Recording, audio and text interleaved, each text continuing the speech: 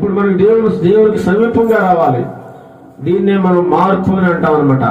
మనిషిలో ప్రతి సంవత్సరం మార్పు కనబడాలండి. మార్పు అనగా ఒకప్పుడు పేదవాడిగా ఉన్నప్పుడు ఇప్పుడు ధనవంతుడిగా కనబడడం కాదు, అది ఈ లోక సంబంధమైన మార్పు. అది అన్ని విషయాల్లో కూడా మానవుడు మార్పు కావాలని ఎంతగానో కోరుకుంటా ఉన్నాడు, మార్పు చెందాలని ఎంతగానో ఆశిస్తూ ఉన్నాడు.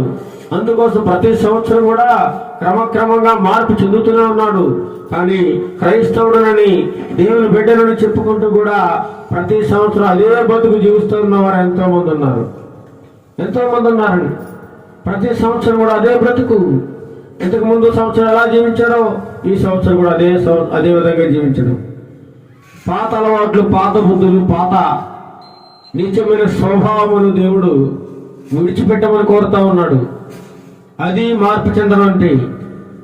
ఆధ్యాత్మికంగా